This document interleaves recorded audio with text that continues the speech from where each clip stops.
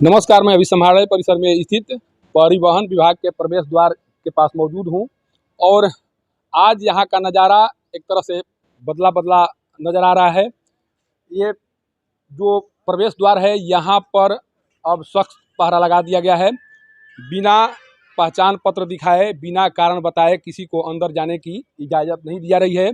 और यह बदलाव कल डीएम के द्वारा किए गए औचक निरीक्षण के बाद दिखाई पड़ रहा है। बताया जा रहा है कि कल डीएम धर्मेंद्र कुमार के द्वारा इस विभाग का औचक निरीक्षण किया गया है।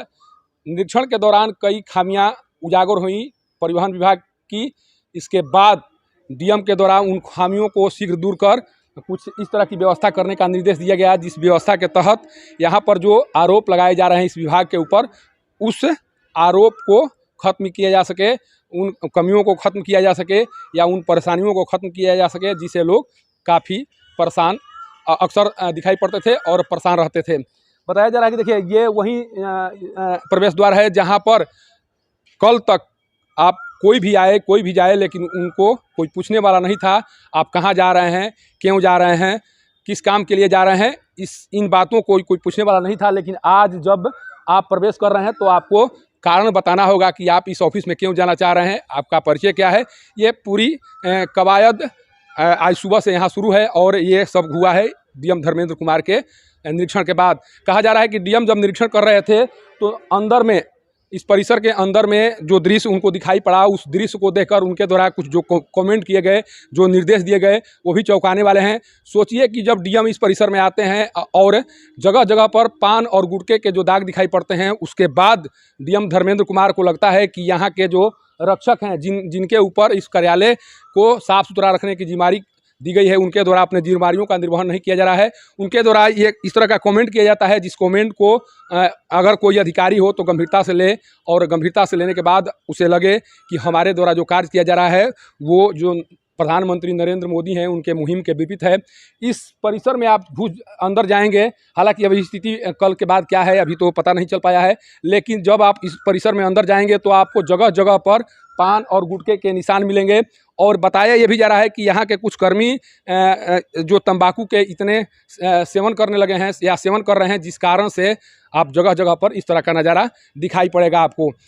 डीएम को शायद ये जानकारी मिली थी कि यहाँ पर काम कराने वालों के द्वारा कुछ झाल में घोलमाल किया जा रहा है और उसी को दूर करने के लिए यहाँ पर कल की कार्रवाई सामने आई है। यहाँ पर लोग आते थे और बाकायदा यहाँ पर वैसे लोगों का भरमार लगा रहता था जिनका कोई काम नहीं होता था। आखिर उनको दिन में कितने बार डीएल बनवाने की ज़रूरत पड़ती थी, उनको कितने बार चालान कटाने की ज़रूरत पड़ती थी, ये उनको भी समझ में नहीं आता था जो यहाँ आते थे। आखिर वो इतने दिन में 10 बार 5 बार यहाँ क्यों आया करते थे।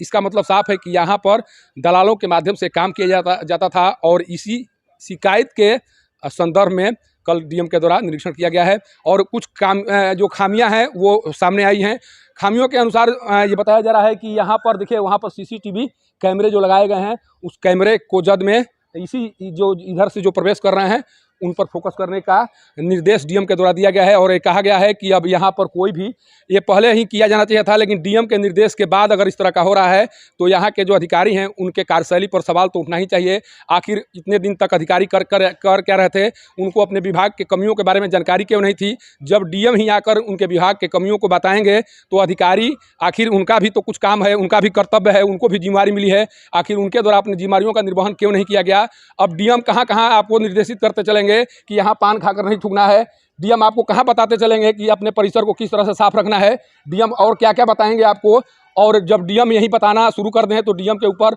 बहुत से जिम्मेदारी है और जिम्मेदारियों का निर्वहन वो कैसे कर पाएंगे जब आपके यहाँ आपको इतना भी पता नहीं है कि हमको अपने परिसर को किस तरह से साफ सुथरा रखना है। आपको जब ये भी पता नहीं है कि हमारे परिसर में कौन आ रहा है, कौन जा रहा है, किसे आना चाहिए, किसे नहीं आना चाहिए, ये सब कार्य जब डीएम के द्वारा किया जा रहा है तो सोचिए कि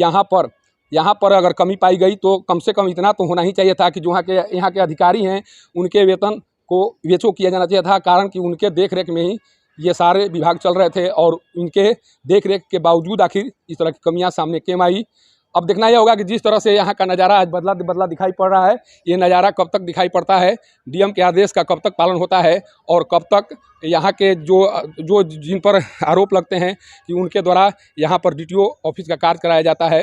वो इस कार्य से कितना दिन दूर रह सकते हैं। हालांकि एक और डीएम को इस बात पर ध्यान देना होगा कि जो अभी जो डिजिटलाइजेशन का युग है उसमें उस माध्यम से भी यहाँ पर भ्रष्टाचार को बढ़ावा दिया जा सकता है। जो व्हाट्सअप और अन्य माध्यम है उसके माध्यम से भी यहाँ पर कार्य किया जा सकता है। अगर डीएम वास्तव में चाह रहे हैं कि डीटीओ कार्यालय से भ्रष्टाचार का जो बोलबाला है वो खत्म हो, तो इस तरह के कार्यों पर भी उनके द्वारा निगरानी करनी होगी। और जब पूरी सख्ती से निगरानी करेंगे तभी दार को खत्म किया जा सकता है।